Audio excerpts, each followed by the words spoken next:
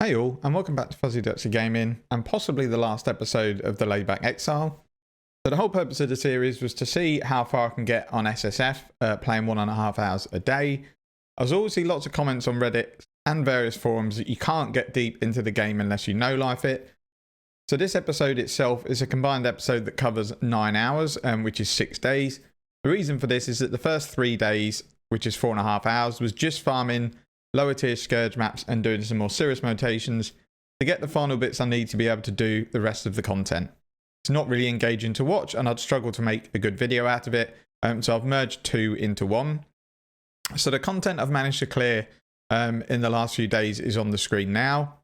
Now I did want to get the Feared and the Forgotten done, but I've not had the maps drop to enable me to unlock the encounters. I do have both the invitations, I just need the maps to collect the bosses, and who knows if a Cortex or the correct synth maps will ever drop. So after farming for a long time in both high tier content and Scourge maps, I did drop enough breach zones to witness all 4 bosses, and I also had a few spare built up, as I know from personal experience that invitation can sometimes take a while to drop, and it did take me up to my last invitation to get it to drop, dropped on the last breach stone, which is a huge relief, as otherwise I would have had to go back to farming breaches, and it's not something I particularly wanted to do. As I said, I've made my way through a few serious rotations, and I've tried A9 for the first time. They're all deathless, and in all honesty, I didn't notice a difference between A8 and A9. It's not something I've tackled in Trade League, as I normally go a different route on my passives. I normally go up to get the extra Guardian fragments, and then extra chance to get a Watcher's Eye, and then go up and get the synth maps and Secrets of the Stone. So I did attempt a Simulacrum, got to wave 24, which I was quite happy with on a limited SSF playthrough. In terms of Simulacrums getting to the end to wave 30, it's just not really something that's very SSF friendly, as your build has to be built really specifically with amazing defense and amazing offense. Otherwise, you have to get super lucky with all the mods that roll on every wave, and that's unlikely.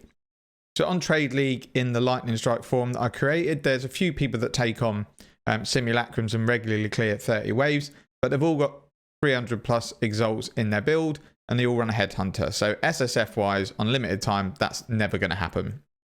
So there'll be a longer showcase at the end of this video to show highlights from the Simulacrum. It's obviously a long encounter, so I've really just included deaths and the rewards. And then there'll also be the hidden invitation, which is the Breach Lords in full. Now I did only run the invitation magic with a couple of mods that don't really affect me, because I just wanted to get the passive points, but looking at how the fight went, I could have juiced it as long as I avoided like tank mods or extra AoE. Did complete another Uber Elder. This time got it down to 1 death, which was 100% my fault, as I tried to use Flame Dash when it was on cooldown and just got stunned by Shaper Balls. Again, got the ring drop. So that's 2 rings out of 2 attempts, which I'm happy to see it dropping quite regularly, but it would have been nice to see something a bit different. I have to say, this encounter with 100% spell suppression and ailment avoidance is probably too easy, so I can definitely see some nerfs to either the amount of spell suppression that you get, or possibly the amount you can get from the passive tree and gear. There was one day where lab was super short, and it had 2 dark shrines en route, so I used all my prophecies to get as many twice enchanted as I could, and then farmed lab for a good 90 minutes. I didn't see a lightning strike enchant, but I did get a 75% reservation efficiency for Herald of Ice, which means I can now run Anger, Precision, Grace, Herald of Ice, and Defiance banner. I also got the boot enchant I was looking for, that's deal up to 120 lightning damage if you've not killed recently, which is a really good boost for bosses. The reason the title says it might be the last episode is that the only bit of content really left to do that might test the build is the Feared, and I need the Cortex map to be able to do this. And honestly, I've had my fill of farm in this league, so I'm not sure I've got the motivation to grind content on the hope that I get a Cortex drop. But looking at how the build handled the hidden, and I've also done the Feared on Trade League with very similar gear, I'm 100% confident it would do the Feared without too much of an issue.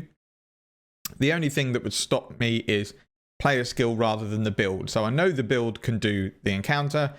The only thing that would stop me doing it is the fact I'm pretty unfamiliar with it, so I might die because I'm rubbish.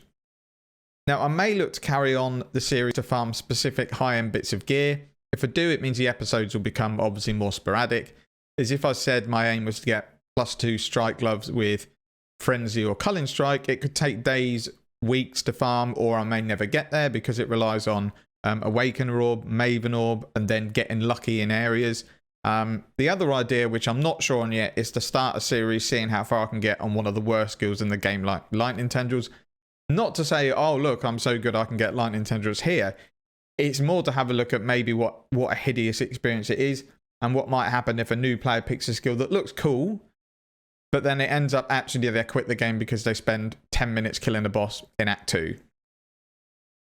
So it's going to be a recap episode coming up in a few days, which will be me summarising how the project went, what I've learned along the way, and then tips for anyone else that might be looking to play SSF and maybe have a similar amount of playtime to hopefully help them get the most out of their playing experience.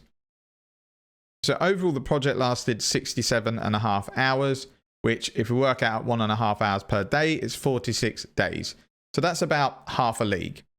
I still have 6 unique maps to collect to complete my Atlas, and currently sitting at 112 out of 118.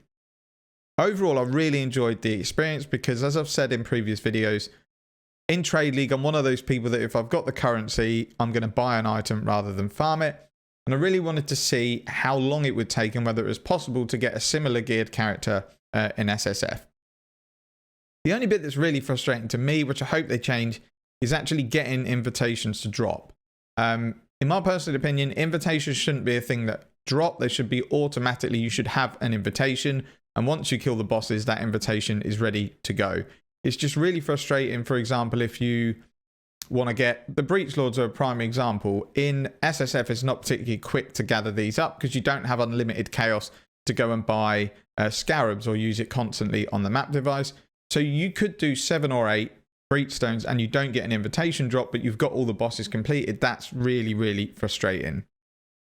Now, this project finished a lot quicker than I anticipated because I had a lot of spare time over Christmas and New Year as various things got cancelled because of COVID and lots of my friends and family were isolating for various reasons. So I have managed to get things out a lot quicker. So I was expecting the project to last nearer till the end of the league, but I'm kind of what I wanted to get achieved has been achieved. So before I sign off, let's just go through the stash tabs and have a look at the loot that I had dropped during the playthrough.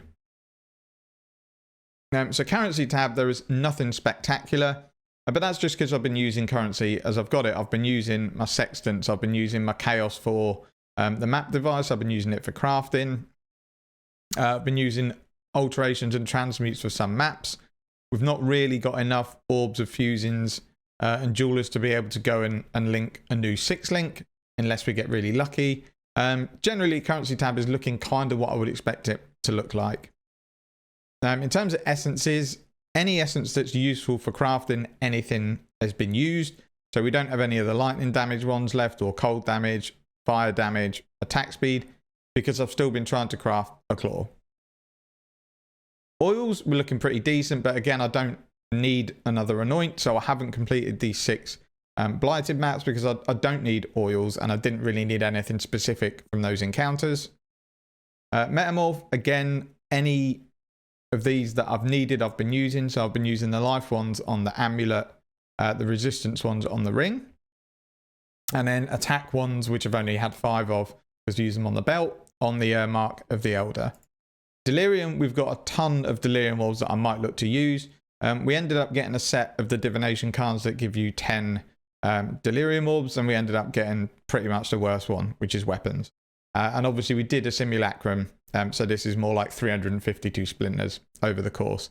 But Delirium isn't anything I ever targeted, I just did it when it came up in the map. Divination cards I won't go through.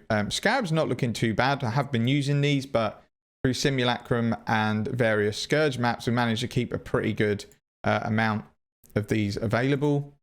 And then Delve, again, this would be more what I'd look to do if I went back to the minion build, because we've got quite a lot of bound fossils, but for the gear I want on Lightning Strike, fossils don't really help me that much. Map tab, no issues at all, obviously, as you'd expect at this stage with maps. I've even been just running them magic because there's a few mods that I want to avoid on maps, and I was just wasting tons of scours going through these maps. So most of the time I've just been running them magic. Then the last thing that I'll look at is the decent stuff that we've had drop. I haven't kept everything in here. I really just went through stuff that I thought might want a call out. So I had a Yoke of Suffering, which is quite a cool item and actually is something that could probably work in a build like this. I've got a Beachhead left to run. Had 2 nurse cards drop from towers, which was nice.